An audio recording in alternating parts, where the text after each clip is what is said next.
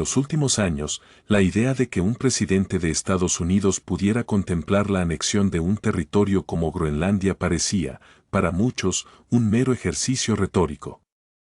Sin embargo, el 2026 marcó un punto de inflexión. Un mensaje público, cargado de acusaciones y urgencia geopolítica, dejó claro que la propuesta no era una broma ni una fantasía pasajera. En ese comunicado, el presidente afirmaba que Estados Unidos había apoyado durante décadas a Dinamarca y a varios países europeos, manteniendo acuerdos comerciales sin imponer aranceles. Según su versión, ese gesto, sostenido por años, debía ser recompensado. Después de siglos, decía, es momento de que Dinamarca devuelva el favor. La argumentación se sustentaba en una idea central: la seguridad mundial, especialmente frente a China y Rusia, dependía de la protección de Groenlandia. Se describía a la isla como un territorio vulnerable, defendido apenas por 2 trineos de perros, una imagen destinada a subrayar la fragilidad de su protección actual. En ese contexto, el presidente sostenía que solo Estados Unidos, bajo su liderazgo, tenía la capacidad de garantizar la defensa del lugar y que ningún país se atrevería a tocarlo si Washington lo controlaba. A continuación, el documento enumeraba una serie de visitas de distintos estados europeos a Groenlandia, calificándolas como peligrosas y sugiriendo que existía una competencia secreta por el control de la región. Según la narrativa, esas acciones representaban un riesgo para la estabilidad global y por ello era necesario actuar de forma contundente y rápida. La respuesta propuesta fue económica y coercitiva. A partir del 1 de febrero de 2026, se anunciaban aranceles del 10% sobre las importaciones procedentes de países como Dinamarca, Noruega, Suecia, Francia, Alemania, Reino Unido, Países Bajos y Finlandia. Se advertía que, 3 meses después, ese porcentaje subiría al 25%. Y el motivo explícito: forzar una negociación que culminara en la compra total de Groenlandia.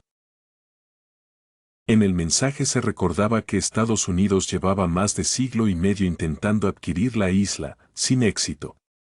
Se argumentaba que, con los avances tecnológicos modernos y la necesidad de proteger sistemas de defensa estratégicos, la incorporación de Groenlandia se volvía imprescindible. Se mencionaban inversiones millonarias en programas de seguridad, incluyendo estructuras defensivas cuyo funcionamiento óptimo, según el texto, dependía de la inclusión de Groenlandia dentro del sistema. Finalmente, el presidente afirmaba que estaba dispuesto a negociar con Dinamarca y con cualquier nación europea involucrada, pese a lo que describía como una deuda moral por la protección brindada durante décadas. Cerraba el mensaje con una advertencia: la paz mundial y la seguridad del planeta estaban en juego. En los minutos posteriores, la propuesta generó una reacción inmediata en el país. Para muchos críticos, el plan no era solo una cuestión de diplomacia o geopolítica, sino un nuevo episodio de un estilo de liderazgo que priorizaba la confrontación y el interés personal. La crítica central se enfocó en la contradicción de una política que, en teoría, debía proteger al ciudadano común, pero que en la práctica imponía aranceles que acabarían pagando los propios estadounidenses. Los impuestos sobre productos importados, en realidad, terminan repercutiendo en los precios que pagan los consumidores. Así, el plan de presión económica para adquirir un territorio extranjero se traducía, para la población, en un incremento del costo de vida.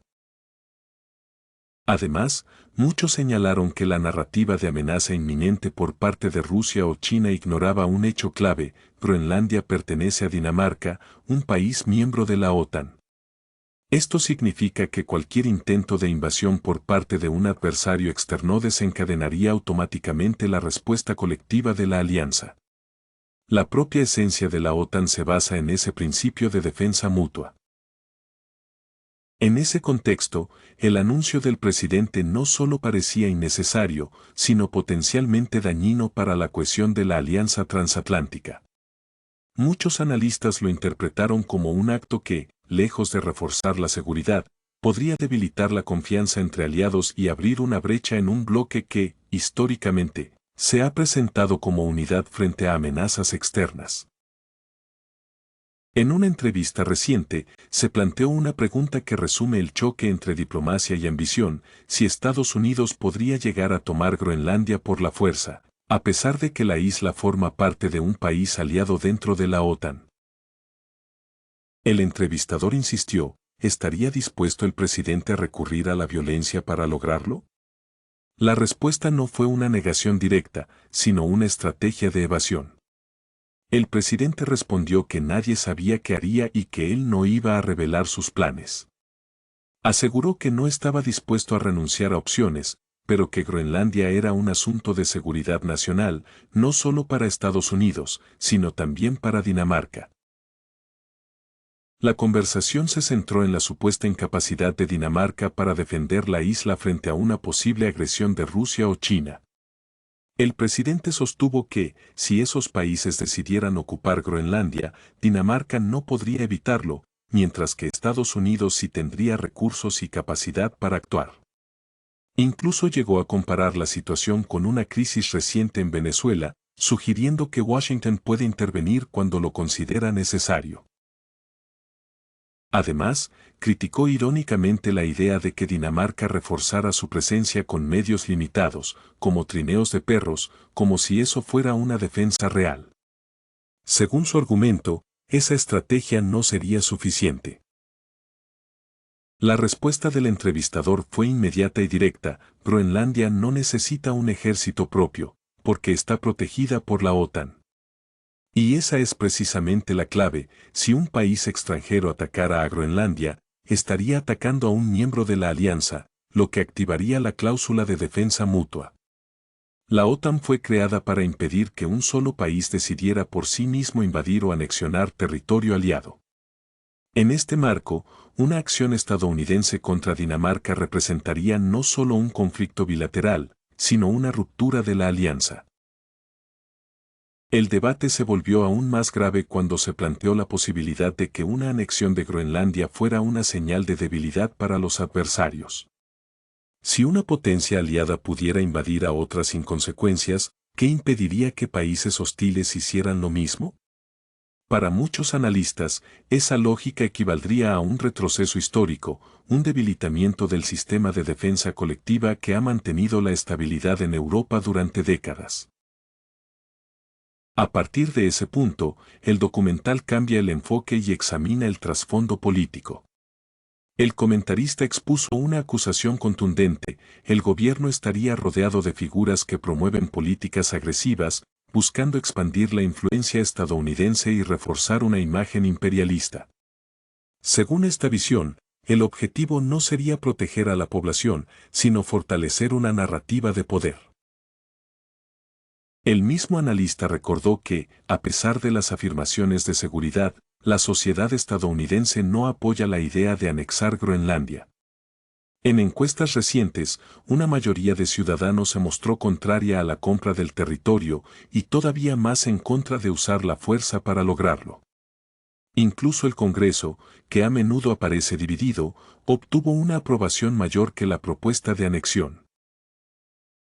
El episodio de Groenlandia no es solo una disputa territorial. Es, en muchos sentidos, una radiografía de las prioridades políticas de un gobierno. Para sus críticos, el patrón se repite: promesas grandilocuentes para movilizar a sus seguidores y un abandono silencioso cuando llega el momento de actuar de manera responsable. Pero la discusión no se limita a Estados Unidos. En Groenlandia, la noticia ha desatado protestas en la capital, un reflejo de la inquietud y el rechazo de quienes ven cómo su territorio se convierte en moneda de cambio en una negociación internacional. En medio de ese clima de tensión, algunos observadores políticos han expresado una preocupación profunda: Estados Unidos, históricamente visto como un defensor de la democracia, podría estar adoptando una postura opuesta. En lugar de proteger la soberanía de los pueblos, se estaría planteando arrebatársela. Para muchos, esto no solo es una afrenta contra Dinamarca y Groenlandia, sino un peligroso precedente global. Si una nación poderosa puede invadir o anexar territorio ajeno sin consecuencias, se abre la puerta a una carrera hacia abajo, donde los países grandes se sientan autorizados a subyugar a los pequeños. Esa lógica, afirman, destruiría décadas de normas internacionales y socavaría el orden que se creó después de la Segunda Guerra Mundial. En este contexto, varios líderes y analistas han hecho un llamado claro a la comunidad internacional, resistir cualquier intento de legitimar la anexión. Para ellos, los aranceles anunciados no son solo una herramienta económica, son un acto de presión que, en última instancia, recaerá sobre los consumidores estadounidenses. El mensaje es contundente: si los precios suben, si la vida cotidiana se encarece, las consecuencias políticas serán inevitables. Los ciudadanos podrían culpar directamente a la administración por el aumento de costos, y esa reacción podría volverse un problema interno aún más grave que el conflicto diplomático. Y, en un tono más directo, algunos críticos aseguran que el rechazo al plan no es exclusivo de países extranjeros. Según encuestas y opiniones públicas, una mayoría de estadounidenses se opone a la idea de adquirir Groenlandia y aún más a hacerlo por la fuerza. Incluso, se sostiene, hay una desaprobación interna que supera la percepción internacional.